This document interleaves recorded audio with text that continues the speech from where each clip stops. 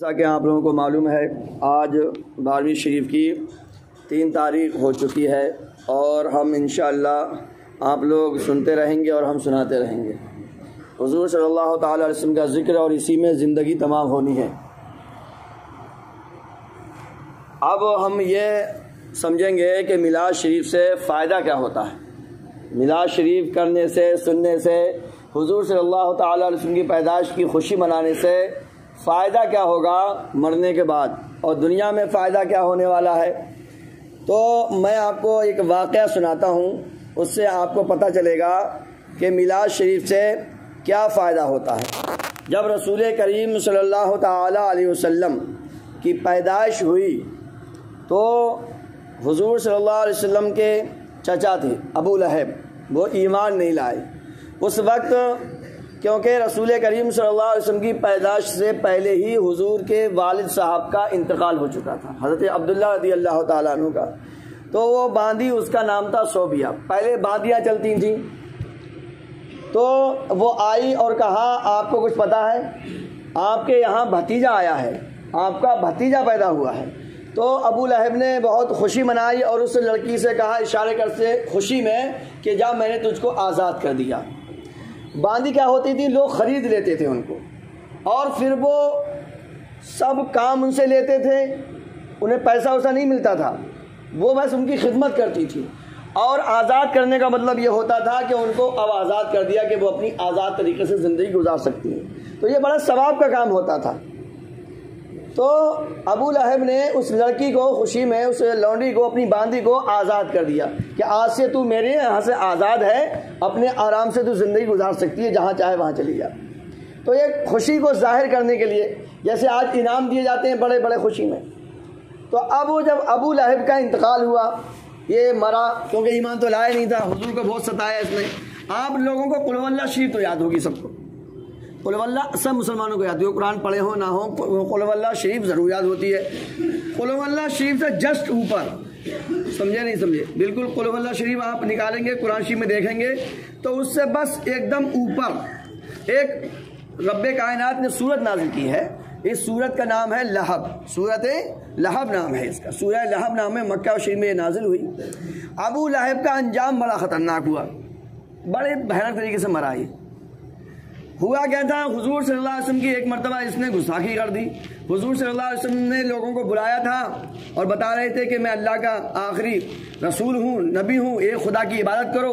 تو اس میں ابو لہب یہ بھڑک گیا اور اس نے کہہ دیا کہ تمہارے ہاتھ خراب ہو جائیں۔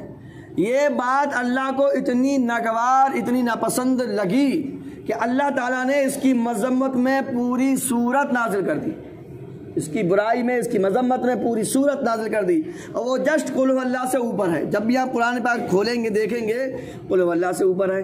میں آپ کو اس کا ترجمہ سنا کے بتاتا ہوں۔ تبت یدا ابی لہب و تب، تباہ ہو جائیں ابو لہب کے دونوں ہاتھ، اور وہ تباہ ہو ہی گیا۔ اس نے کہا تھا کہ تمہارے ہاتھ خراب ہو جائیں، حضور سے کہا، بس اتنی بات۔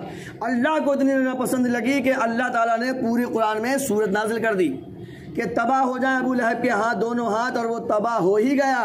ما اغنی عنہ مالہ وما کسب، اسے کچھ کام نہ آیا اس کا مال اور نہ جو اس نے کمایا، یعنی اس کو کوئی کام میں نہیں آیا، اس کا مال، اس کی اولاد اس کو بچا نہ سکی۔ سیصلی نارا ذات لہب، اب دھنستا ہے لپٹ مارتی آگ میں، جہنم میں جل رہا ہے، یہ رب کائنات فرما رہا ہے۔ وامرأتہ حمالۃ الحطب، اور اس کی جورو یعنی اس کی بیوی لکڑیوں کا گٹھا سر پہ اٹھایا ہے۔ فی جیدہا حبل من مسد، اس کے گلے میں کھجور کی چھال کا رسہ ہے، وہ بھی مر گئی۔ یہ مرا کیسے صاحب؟ جب یہ مرا تو اس کے کیڑے پڑ گئے، اس کے کیڑے پڑ گئے، اس کی سڑی بجبجا رہی تھی لاش، تو اس کے لڑکوں نے بھی اس کو دفن نہیں کیا۔ لمبی لمبی بلی، بلی تو آپ لوگ جانتے ہو، لمبی لمبی لکڑیوں کو ٹکڑے لے لے کر اور ایسے دور سے ایسے کھسیا کھسیا کے اس کو ایک طرف ڈال دیا، اور پھر پتھر دور سے پتھر پھینک کے اس کو پتھروں میں دبا دیا۔ یہ کہانی ہے اس کی، ابو لہب کی۔ اب وہ والا سین یاد کرو، جب حضور صلی اللہ علیہ وسلم پیدا ہوئے تھے تو بھتیجے کی خوشی منائی تھی، کس کی؟ بھتیجے کی۔ اب یہ جب مر گیا تو گھر والوں نے اسے خواب میں دیکھا، بھائی کیا بیت رہی ہے تمہارے اوپر؟ تو کہتا ہے کہ جب سے میں آیا ہوں یہاں کوئی بھلائی نہیں مل رہی ہے مجھ کو، طرح طرح کے عذاب میں گرفتار ہوں، طرح طرح کے عذاب میں۔ بھائی صاحب قبر کا عذاب بڑا سخت ہے، بہت ہی سخت ہے قبر کا عذاب۔ اتنے موٹے موٹے گرز ہیں جو فرشتے ہوتے ہیں کہ اگر پہاڑ پہ بھی مار دیں تو وہ پہاڑ بھی سرما بن جائے گا، اتنا خطرناک۔ سانپ بچھو، سانپ اونٹوں کے برابر، بچھو گدھوں کے برابر، اتنا بھیانک عذاب ہوتا ہے قبر میں۔ تو ابو لہب کیا بولتا ہے کہ مجھے یہاں عذاب ہی عذاب، ہاں مگر پیر کے دن۔ کون سے دن؟ پیر کے دن، منڈے کے دن، سوموار کے دن، دوشنبہ کے دن۔ مجھے کہتا ہے اس انگلی سے تھوڑا سا پانی پینے کو مل جاتا ہے، اس سے سکون ہو جاتا ہے۔ پیر کے دن میرے عذاب میں کنسیشن ہو جاتا ہے، کمی ہو جاتی ہے، اور اس انگلی سے مجھے پانی ملتا ہے، منہ میں رکھ لیتا ہوں، سکون مل جاتا ہے۔ اب یہ کیا مطلب؟ تو بے ایمان ہو گیا میرا۔ تو اس نے بتایا کہ جب حضور صلی اللہ علیہ وسلم کا جنم ہوا تھا تو میں نے اسی انگلی کے اشارے سے اپنی باندی کو کیا کرا تھا؟ آزاد کر جا، میرا دل تو نے خوش کر دی، بہت اچھی خبر سنائیے، چل جا۔ کہا اس انگلی سے مجھے پانی پینے کو ملتا ہے۔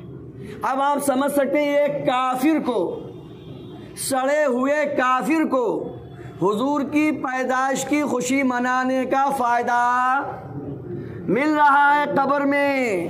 کافر کو جب کافر کو ثواب مل رہا ہے، فائدہ مل رہا ہے، ہم تو الحمدللہ ایمان والے ہیں، ہم تو سب ایمان والے ہیں، کتنا ملے گا وہ اللہ ہی جانے، کتنا عطا فرمائے گا ہم اس کو شمار نہیں کر سکتے۔ ہاں یہ پتہ ہے کہ حضور کا جنم منا رہے ہیں، حضور کے صلی اللہ علیہ وسلم کی میلاد شریف کا ذکر کر رہے ہیں، انشاءاللہ فائدہ ضرور ملے گا، یہاں بھی ملے گا اور وہاں بھی ملے گا۔ اسی لیے تو بڑا اچھا کلام لکھا ہے، نثار تیری چہل پہل پر ہزاروں عید ربیع الاول، سوائے ابلیس کے جہاں میں سبھی تو خوشیاں منا رہے ہیں، سوائے ابلیس کے جہاں میں سبھی تو خوشیاں منا رہے ہیں۔ اور کہتے ہیں شب ولادت میں سب مسلمان نہ کیوں کریں جان و مال قربان۔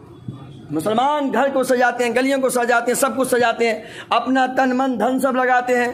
اس کے اوپر شعر لکھا ہے شب ولادت میں سب مسلمان نہ کیوں کریں جان و مال قربان، ابو لہب جیسے سخت کافر، ابو لہب جیسے سخت کافر خوشی میں جب فیض پا رہے ہیں، ابو لہب جیسے سخت کافر خوشی میں جب فیض پا رہے ہیں۔ تو الحمدللہ اللہ کا شکر ہے کہ اس نے اپنے پیارے محبوب کی امت میں بنایا، اور وہ بھی وفادار امتی بنایا ہے۔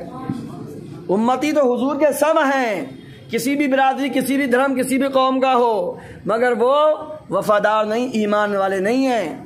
ہم الحمدللہ ایمان والے بھی ہیں، حضور کے وفادار بھی ہیں۔